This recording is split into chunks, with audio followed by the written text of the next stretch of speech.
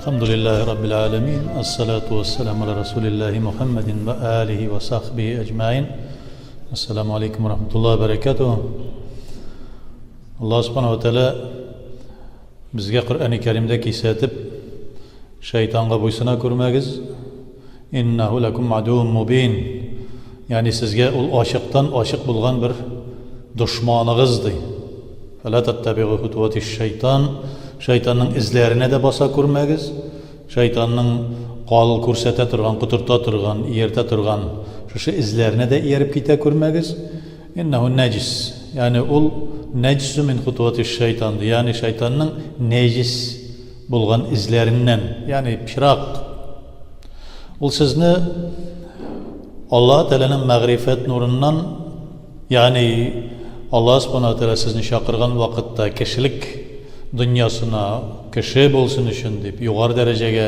chiqiz deb chaqirgan vaqtda shayton kirisincha sizni nechikda bo'lsa oldalab nechikkina bo'lsa-da sizni kishilik sifatidan chiqarib adashtirib o'zine bir qardoshlar yasab iptashlar yasab jahannamga olib borishga oshqinadi mag'rifat nuridan qorong'ilik nodonlik qorong'iligini sizni ustiradi Bar kişinin bütün şu belası şeytanğa özü yeruundandı.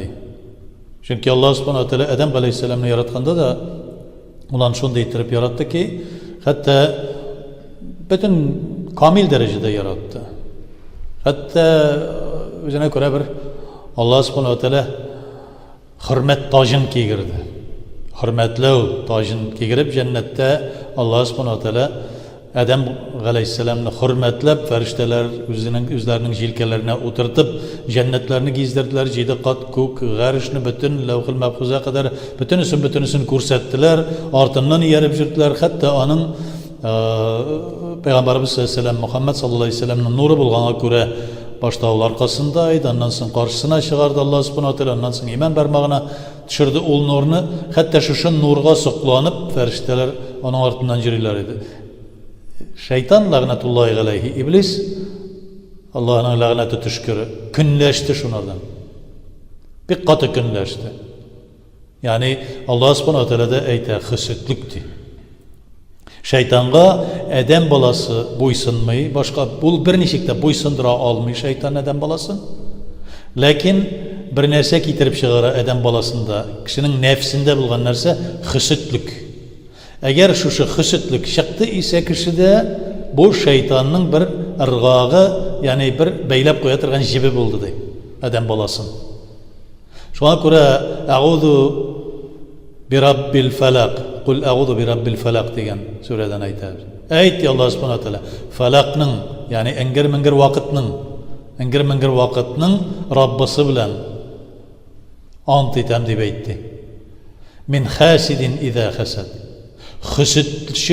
Hısıtlı kişinin hısıtlanığından hem ul hısıtının üzümde buludan da Allah Teala'ya sığınam, şeytandan sığınman gibi.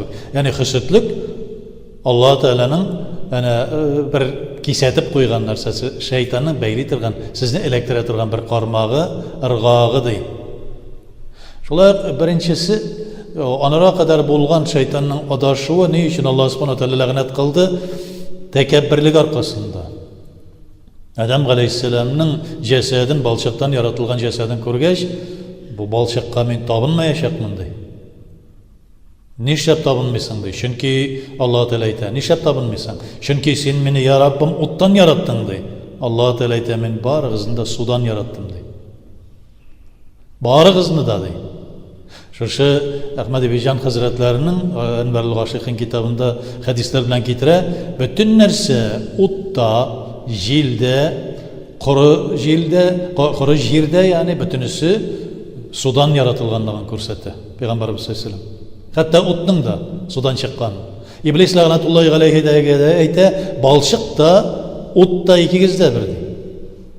Çünkü sudan yarattım men sizning birinchi Allah subhanahu wa ta'ala suni yarattı. Şu sudan çıkardı. Peygamberimiz sallallahu aleyhi ve sellem bunu hadisi bilen sözü bilen getire. Tekebbirlendi. Allah Teala'nın 99 isiminin bir ismi El-Mutekebbir. Tekebbirlik Allah Teala'ya gene has. Minlik. Шуңа күрә әлхәмдүлиллаһи раббил галәмин дибез. Барча хәмд сәна мактау. Bütün дөньяда нинди мактау бар? Макталу, макталмак бары тик Аллаһ Тәгаләгә генә хас. Ул мутакаббир. Адам баласында тәкәбберлек дигән хис чыкты исә, бу шайтанның тагын бер кармагы була. Чөнки шайтан тәкәбберлекне куәтләндерә адам баласында. Ни өчен тәкәббер кеше бурнын күтәрә? Аллаһ Тәгаләнең Куръан-ы Кәримдә әйтә, андый кешеләрне мин күкрәкләрен кысам ди. Һәм бурыннары өскә таба күтәрелә. Аларның сулышлары, тыннары тыгыла. Ушып барган кебек хис итәләр ди. Каяндыр югарыга менеп баскач тын кысыла бит. Шуның кебек. Тәкәббер кешенең тыны кысыла, ягъни ушкан кебек, үзен ушып йөргән кебек иттереп хис итә ди. Бурны күтәрелә, аяк астына карамый, кайсы базга төшәсен белми ди. Шуңа күрә без аны базга төшерәбез ди. Аман нашрах лаху садраху, кемнең күңелен иркен киң кылдык исә, киң күңелле ул дибез. Аллаһ Тәгаләнең хакыйкый хидаятендә, туры юлында булый. Аллаһ Субханаһу Тәгалә бу мәсьәләдә дә кисәтә. Тәкәбберлек фақат Аллаһ Тәгаләгә генә хас. Адам баласында булырга тиеш түгел тәкәбберлек. Харап буласыз ди. Ялганлау, ялган юлы белән җәннәткә үтеп кирде, җәннәттән куылганнан соң, күкләрдән куып, кыйналып, фәрештәләр ташлар белән кыйнап төшергәннән соң, Иблис ләгънәтуллаһи галәйһи ялган юлы белән кирде. Тавус кушын мактады бик каты павлинны. Ах, син нинди матур, синең тавышың нинди матур, син тегеләй, син булай дип теге эреп китте тавус кушы.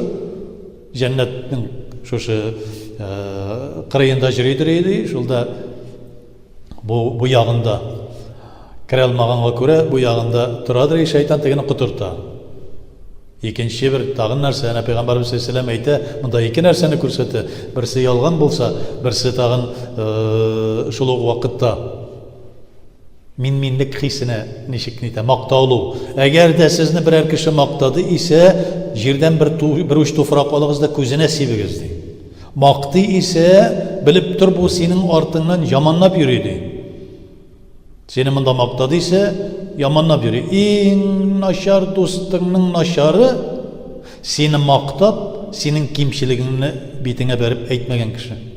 Берәр кимчилегең булса, ул битеңә бәреп әйтү дигән сүз матур гына.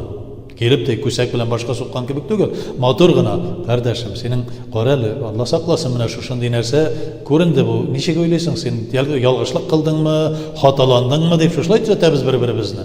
Теге биткә бәреп әйтү дип ачыктан ачык.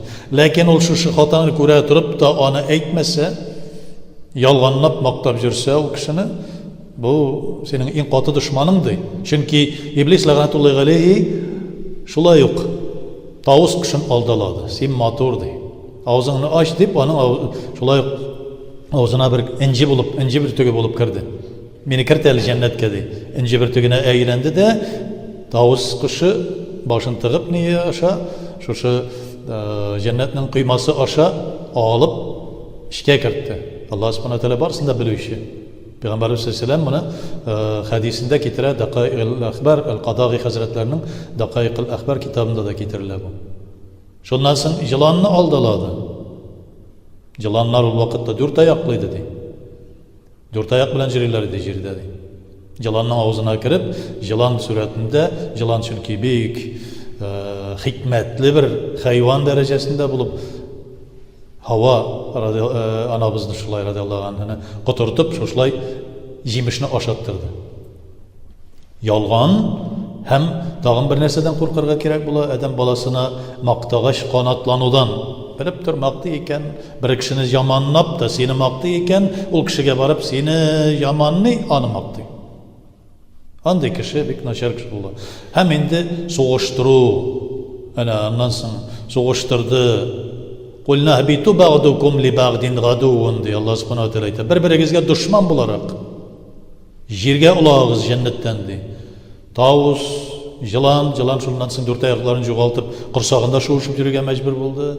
Шуннан соң Адам галәйһиссәлам белән Хава арасында да юк-юктан низаклар була башлады. Һәм бөтенесенең дә шул чиракта душманнары Иблис ләгънәтуллаһи галәйһи. Ягъни бөтенесе бергә бер-берсе арасында да душманнар булды. Һәм шул ук вакытта иң каты душманнары Иблис ләгънәтуллаһи галәйһи булды. bir-birini күрә алмаучанлык, bir-birine düşmanlık bu şeytanın tağın bir ırgaqlarından. Ondan da saq bulurga. Hem şu yolga kitire turgan narsalar, elbette kişinin aqlın joğalta turgan eyberler kullanığı, ol da bulsa haram. Haram kişinin aqlın joğalta. Şeytanın tağın bir ırgağı, tağın bir usulü, şu haram bilen kişini terbiyeli, şunun bilen rızıklandıra, şunun bilen ekirin. Gözlerin haram yerge qarattıra, ayakların haram yerge jürttüre, haram rızık aşattıra, işirttire, teline haram sözler kerttire, mine şulay ekirin kişini İblis lağnatullahi aleyhi özünün artından iyertip gitti. فَلَا تَتَّبِعُوا خُطُوَةِ الشَّيْطَانِ إِنَّهُ غَدُوٌ لَكُمْ إِنَّهُ غَدُوٌ مُبِينٌ.